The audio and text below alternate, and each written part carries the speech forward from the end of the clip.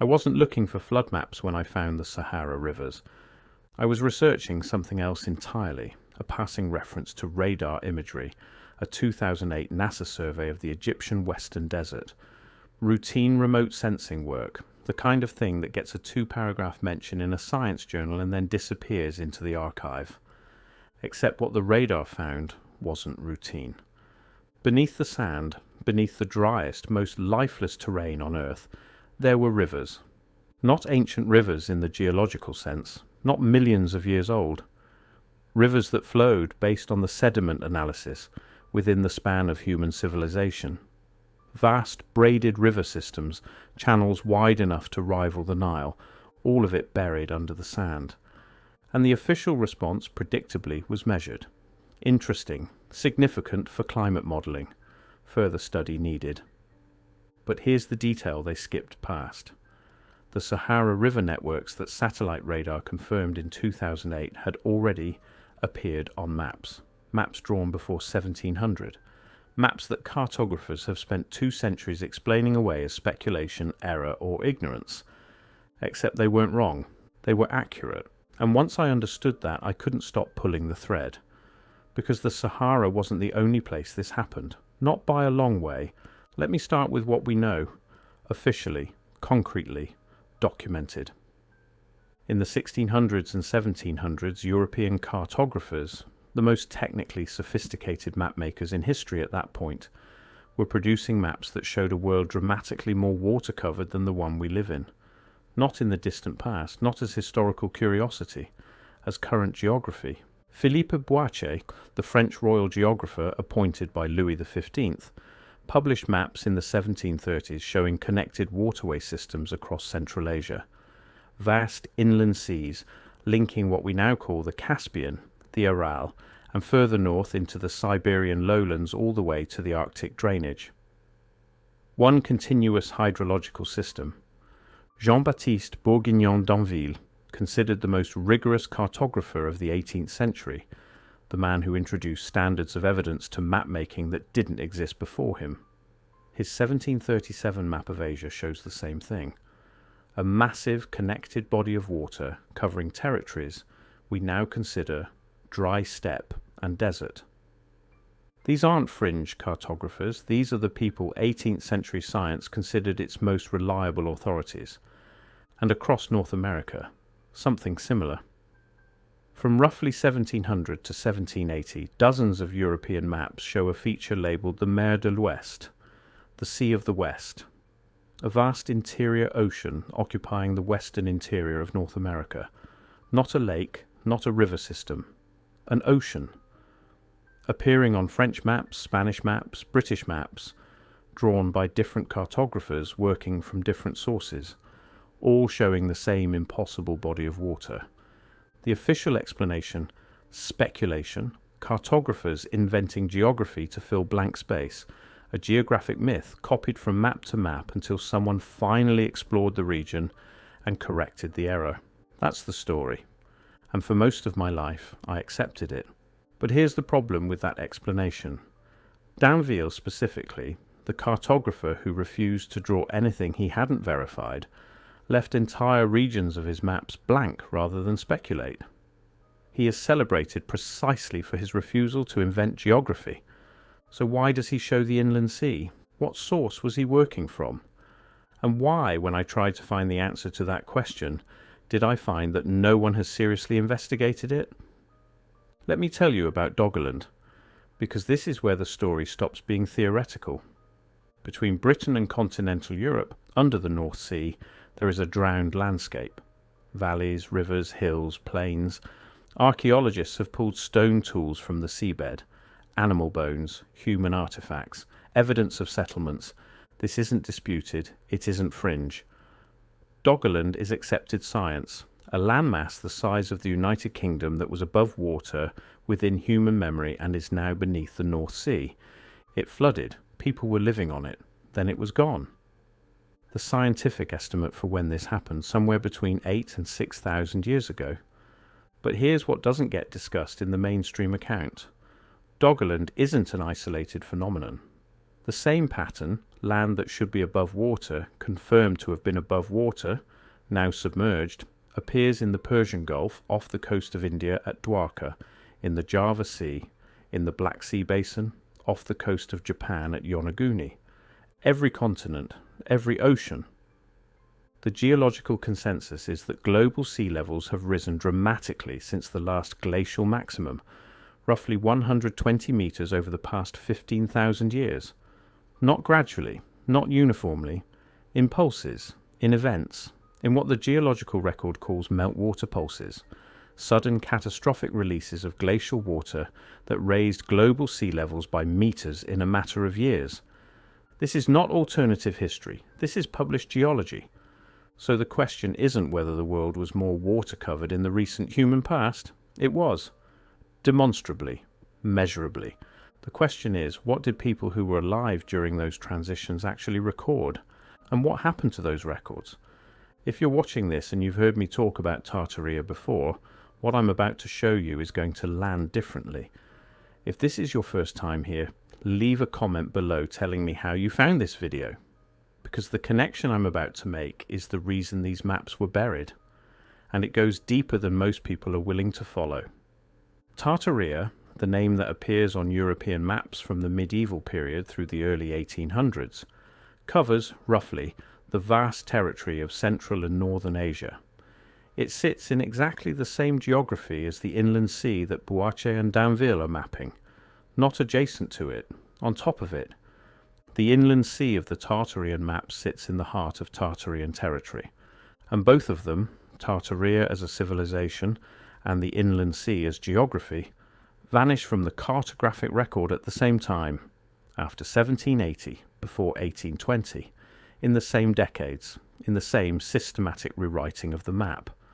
What are the odds that a civilization disappears from the map at the same moment that the inland sea it occupied disappears from the map? The official answer, of course, is that neither of them were real. Tartaria was just a vague geographic label. The sea was just cartographic speculation. Both errors corrected simultaneously as exploration improved. That's a convenient answer. But it doesn't explain the Sahara. Let me go back to the Sahara for a moment, because I think this is the most important piece of evidence in this entire investigation. The 2008 radar survey, the one that confirmed river channels under the Egyptian Western Desert, wasn't the first time satellite technology had found water geography beneath the Saharan sands. In 1982, Space Shuttle Columbia's imaging radar detected buried drainage systems in Sudan and Egypt. In 2000, more surveys extended the picture across Libya and Chad. By 2013, researchers had mapped what they called a mega-lake system in the Sahara, a series of connected lakes and rivers covering territory across multiple modern nations. And here's the timeline detail they don't emphasize. The most recent of these water systems, the ones showing the clearest human habitation, date to roughly 5,000 to 10,000 years ago. 5,000 to 10,000 years ago, the Sahara was wet. That is within the range of human civilization, within the range of recorded memory, within the range of knowledge that could have been passed down, encoded in maps preserved in cartographic traditions that predated the printing press by centuries. The 1600s maps that showed Saharan rivers weren't invented. They were copied from older sources, from traditions that someone, somewhere, was maintaining. And the question I can't escape: who was maintaining them? And why did that tradition end in the early 1800s? There's a cartographer most people have never heard of, Athanasius Kircher, Jesuit scholar, 17th century, polymath. He published in 1665 a work called Mundus Subterraneus, the Underground World. In it he mapped something extraordinary, not just surface geography, but what he claimed was the true hydrological system of the Earth: underground rivers connecting oceans, subterranean reservoirs, passages linking seas that appeared separate on the surface. It was dismissed immediately. Medieval mysticism dressed as science, a Jesuit fantasy. But here's what happened in the 20th century. Researchers using modern hydrology began documenting vast underground aquifer systems, connected bodies of water beneath continents, linking regions that appear completely separate on the surface. The Nubian sandstone aquifer system beneath the Sahara, the largest known fossil water deposit on Earth, connects Egypt, Libya, Sudan and Chad in a single hydrological unit. Not exactly Kircher's map, but not entirely wrong either. Someone in the 17th century was working from information that modern geology only confirmed 300 years later. I am not saying Kircher was right about everything. I am saying, where did he get that? What sources was he accessing? And why does the answer to that question appear to be sources that no longer exist? Here is the pattern I keep finding, no matter where I look. There is a generation of mapmakers working roughly between 1600 and 1780 who are producing maps that show a dramatically more water-covered world. Not in every case, not uniformly, but consistently enough to be statistically impossible to dismiss. Inland seas in Central Asia, connected waterways across the Sahara, an interior ocean in North America, river systems in regions we now consider desert. Then, after 1780, after the same transitional period when Tartaria vanishes from the maps, the corrections begin. Exploration parties are sent out, surveys are conducted. The inland seas are declared non-existent. The Mer de l'Ouest is officially removed from North American cartography. The Saharan rivers are reclassified as ancient, irrelevant, prehistoric. The hydrological maps of Kircher are archived as curios. And by 1850, the world on the map looks essentially like the world we know today. Dry where it's supposed to be dry. Empty where it's supposed to be empty. Consider what this requires. It requires that dozens of independent cartographers across 2 centuries, working from different traditions in different countries, all made the same systematic errors, all invented the same bodies of water, all drew from sources that were uniformly consistently wrong in the same direction.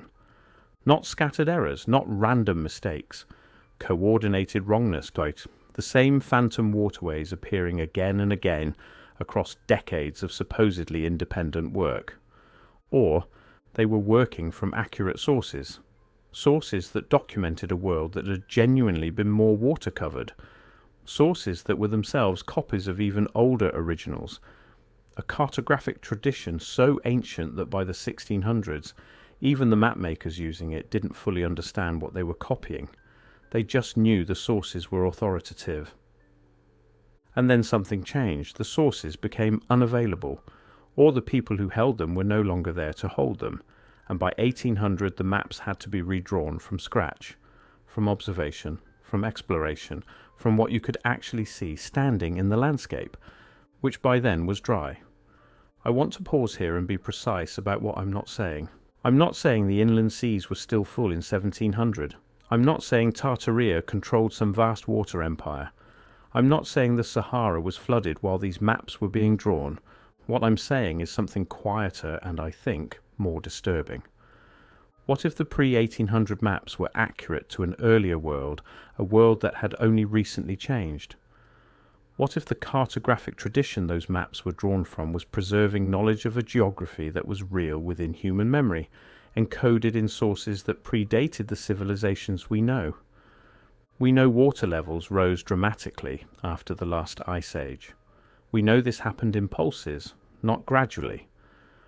We know human beings were alive and building settlements, Doggerland, Dwarka, the Saharan lake communities, during and after those pulses. What if a civilization sophisticated enough to map those transitions actually did map them? What if those maps survived, passed hand to hand, copied into the atlases of the medieval period, into the works of Kircher and Boissy and Danville, cartographers who understood they were drawing from older sources without knowing how old? And what if, in the chaos of the late 18th century, the same chaos that erased Tartaria from the map, that darkened the sky over New England, that sent empires rushing to divide the world's remaining unclaimed territories, those sources were finally lost, or destroyed, or locked away somewhere that we don't have access to? The maps after 1800 show a different world, not because exploration improved, but because the memory of the old world had finally run out. Let me give you the questions that I cannot answer. Why does the cartographic correction of the inland seas happen in the same 50-year window as Tartaria's erasure from the map? Why do Danville's verified, careful, evidence-based maps show bodies of water that weren't there when Western explorers arrived to survey the region? What source was Danville trusting? Why has no one seriously tried to find it? Why does the Mer de l'Ouest, the North American inland sea, occupy the exact geography of the Great Basin, where Lake Bonneville, an inland sea the size of Lake Michigan, actually existed within the span of human civilization and left its shoreline carved into the mountains of Utah like a watermark on stone? Why does the Sahara River system, confirmed by NASA, confirmed by radar, confirmed by sediment analysis, appear on maps drawn before the technology to discover it existed?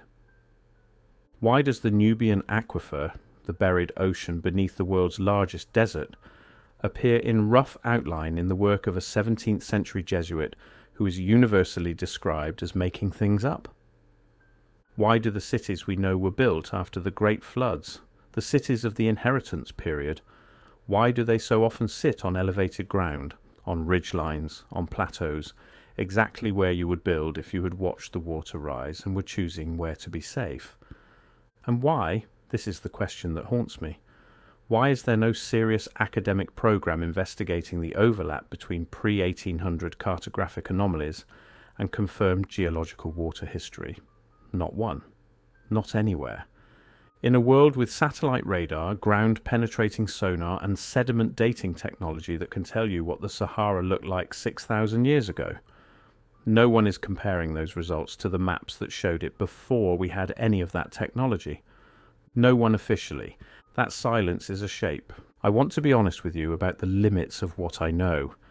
The pre-1800 maps may have been copying from traditions that were already degraded and partially mythological by the time they were transcribed. The overlap between the cartographic inland seas and confirmed geological water history may be coincidence, a rough approximation accidentally landing near the truth. Kircher may have been wrong about most things and right about the aquifer by luck. Maybe. But then explain Danville, a man who left entire continents blank rather than guess, who drew inland seas across Tartarian territory he had no political reason to invent, no cultural tradition to reference, no mythological framework that would have suggested water in those regions, and he drew them because his sources showed them. And his sources are gone. What we're left with is the map. And the map shows a world that geology confirms existed, a world of inland seas and Saharan rivers and connected waterways across territories we now call empty and dry. A world that had been inhabited, mapped and lost, not in the deep geological past but within reach of human memory. Close enough that the memory survived into the atlases we still have access to. And the sand is still there. And under the sand, if you point the right instrument at it, the rivers are still there too, waiting for someone to ask why the old maps already knew. I started this investigation because a NASA radar survey confirmed rivers under the Sahara that old maps had drawn before any satellite existed to find them.